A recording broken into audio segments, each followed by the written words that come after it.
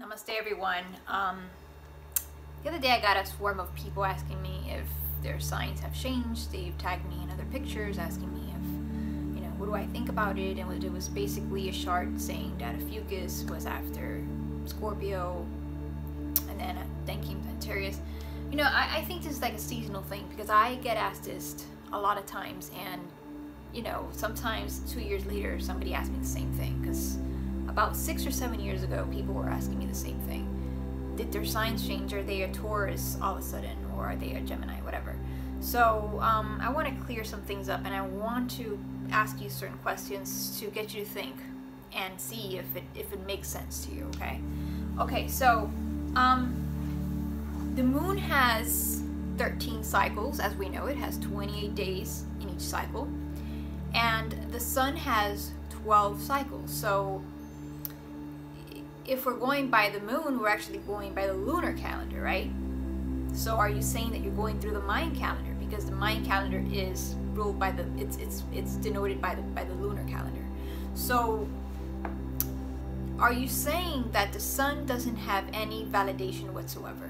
All right, that there is now 13 constellations, despite the fact that there's a bunch of constellations, right?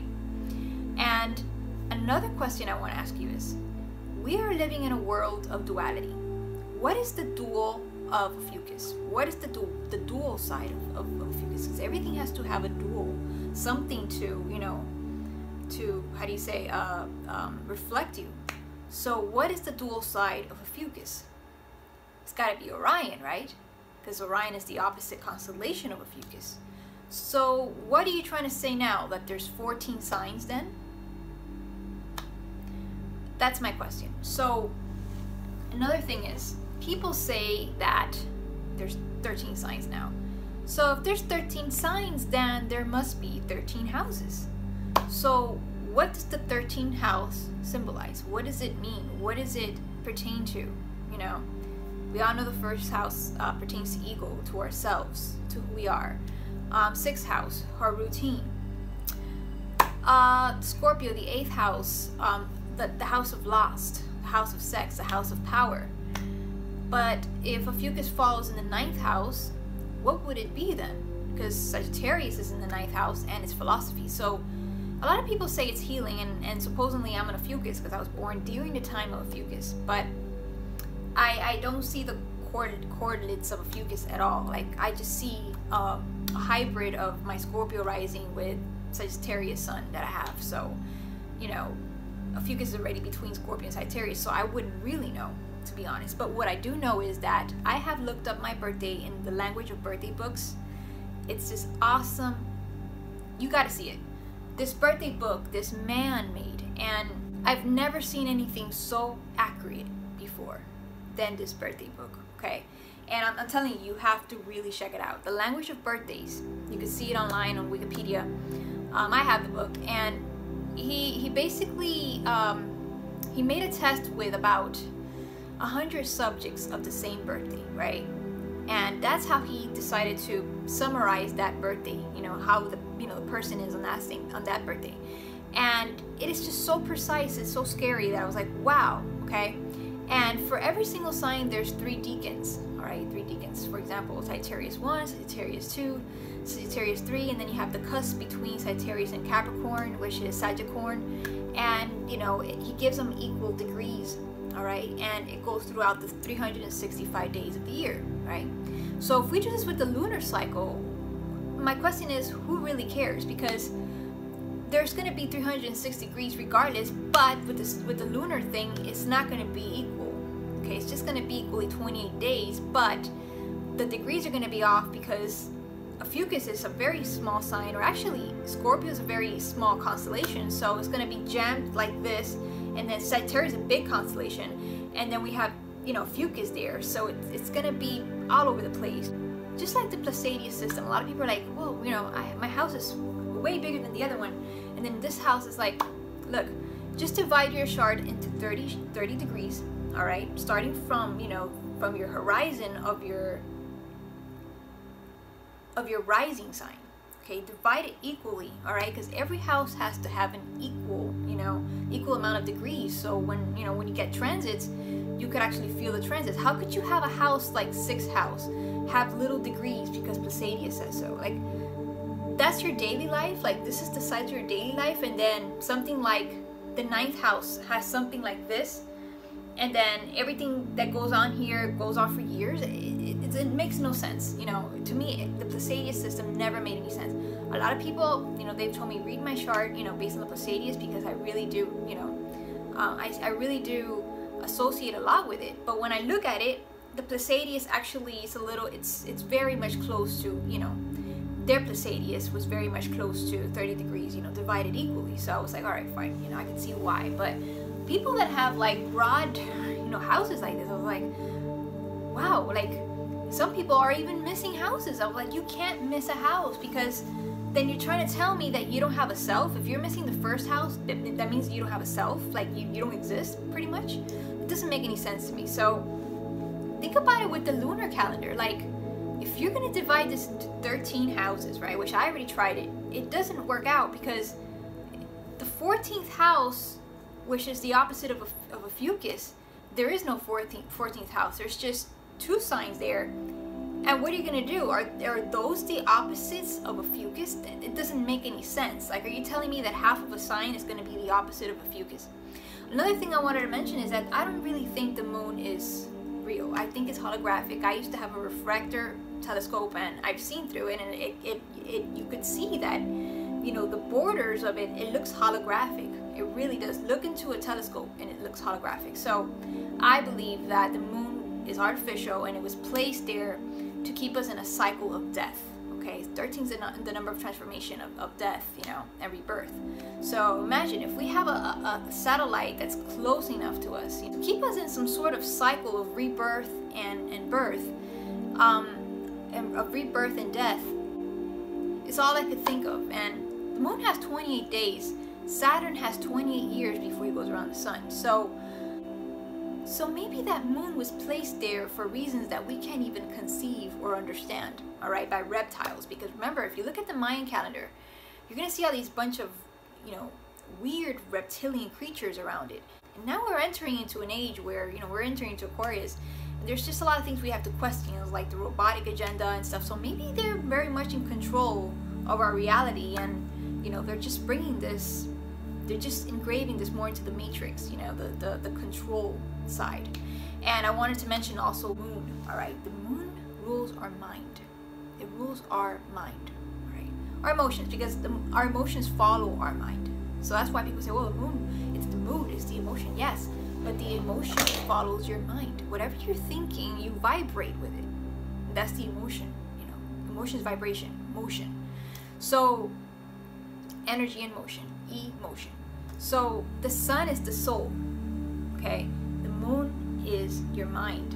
So the moon is the only moon in the solar system, the Earth moon, that it's 360 times bigger than the sun, and it's precisely 360 miles away from the sun. So it's the only moon that could eclipse perfectly to the Earth. It's just a lot of coincidence with this moon, and there's just so many things that, you know, it's kind of weird. It's very weird. You got to really think twice before you look at it. So maybe we were put here to get harvested, you know, to get our minds harvested or something, to feed energy. Because really, if you really think about life, guys, life really has no purpose. We have to make a purpose in order to feel some sort of worth, or that we have some sort of purpose, not to get depressed. But really, I mean, we are born and then we die. Everything around us dies. You know, a lot of people say that before there wasn't a moon, and, you know, it was the Earth was moonless. If you really look it up on the internet and Google, like, Asian people would say that the Earth was moonless, and it was put there, built there, and it only shows you one side. The lunar cycle rules the woman's cycle, menstrual cycle, okay? And if you're a woman, you know that you're basically hemorrhaging, all right? A lot of people say that it's natural, okay? That's the way nature intended things to work, because it cleanses you inside, you know, it gets your emotions out, whatever. Listen, I believe that it's not natural. It is normal because it happens, and when you do miss it, you know, there's something wrong because of the way things are, you know, working now. It's the norm, okay? But I don't believe that it's natural for someone to be hemorrhaging, because you are hemorrhaging. You are hemorrhaging. You're removing chi from your body, life force from your body every single month, okay? With a lot of pain. Do you think that pain is supposed to be something that inculcates health? No, pain is telling you that there's something wrong with your body. There's something wrong. And what it is that your muscles are squeezing, are contracting, and they're trying to remove the blood out. All right? They're hemorrhaging. All right? So there are animals out there that do have the menstrual cycle. Dogs do have it, goats do have it. To me, I believe that we are in devolution. We're falling off grace. Now, there are numerous accounts that back then, when women used to menstruate, they were taken to huts in the forest, all right? All the women. They were menstruating at the same time of the month, all right? During the new moon. Here we go again, the new moon. And they would be taken to the forest, and they would be put in huts. So not every woman bled. They say that a lot of women didn't bleed, and the women that did bleed were taken to the huts, and they were put in a certain position with the legs up, so that they could try to keep as much blood inside from leaking out, okay, and try to fix the problem with herbs and stuff like that. I'm still trying to find the herbs, but yeah, they say that. And again, a lot of people claim that the moon did not exist before, and just imagine the scariness of having this huge thing being placed up in the sky, all right, and all of a sudden every night, you would just wake up with this big yellow or white thing, and you weren't really used to it. And I believe that that's when women started to bleed, and animals, certain animals started to bleed. That's when we started leaking out energy, because notice when women are leaking out, they're leaking, it's kind of like their auras have holes on them, like you're just leaking, you feel literally possessed, like something in the ethereal form is sucking your energy from your solar plexus, my sacral chakra actually. That's how I feel. I feel like I am possessed every time it happens. And every single negative thought that you could think of comes into me, and it's not me, guys. It's not me. It's almost like my aura leaked, has holes in it. Now they could come into my aura and attack me. Notice how some lodges, some Indian lodges, they don't allow women to be around the sweat lodges when they have their menstrual cycle. Women are not allowed in sweat lodges during menstrual cycle, because the natives know that they get attacked by certain ethereal forms, when their aura is weak. All right.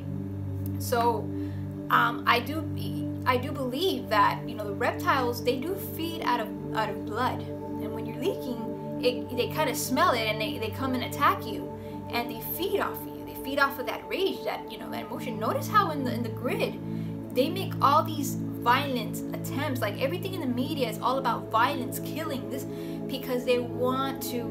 I think they want to feed something. They want to feed. They want to keep us under some sort of lockdown.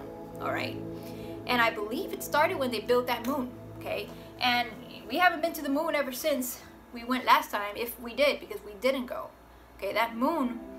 That video of the moon. We already saw the strings that were holding the astronauts. It was built. It was done in the studio. So we know we haven't gone to the moon. All right. And we certainly can't go to Mars. We haven't even had enough practice on moon landing or anything like that. So, guys, come on.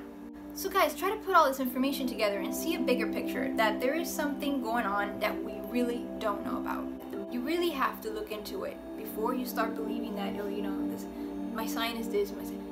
Feel it, like, does it really resonate with you?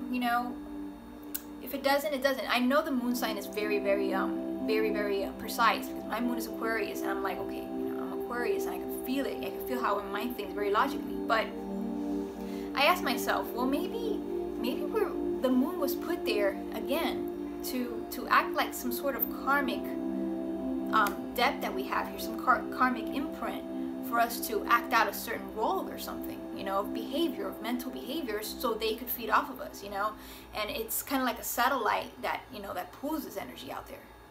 Notice how in the lunar eclipses, we get a lot of sacrifices, we get a lot of shootings, okay, in different places, you know. All of a sudden people just get a rifle and shoot people. Like, why? Is there like a portal opening? Okay, that's the thing you have to keep in mind. So I hope this video gave you a lot of points of views and things to think about before you jump to conclusion if your sign has changed, because, you know, I don't know what else to say. People are going to say, well, the constellations are no longer the same. I think Aries got kicked out. It doesn't matter, guys. You know, astrology doesn't have to do with constellations. It has to do with houses and metaphysics. Okay, if you read into it, you're going to see that there's more to constellations. You know, constellations are just little dots you put together. Even if you slide them off, it doesn't matter. You're going to connect the same dots, but the energy that the Earth passes through is going to be the same. Okay, there's always going to be 12 hours a day, unless the Earth, you know, rotates out or does something weird. But yeah, there's always going to be 12 hours a day, 12 months, on 12 solar cycles. Okay, now unless you want to, you know, go into the lunar cycle, well, that's up to you. Who knows? Maybe the reptiles know something we don't know. Namaste.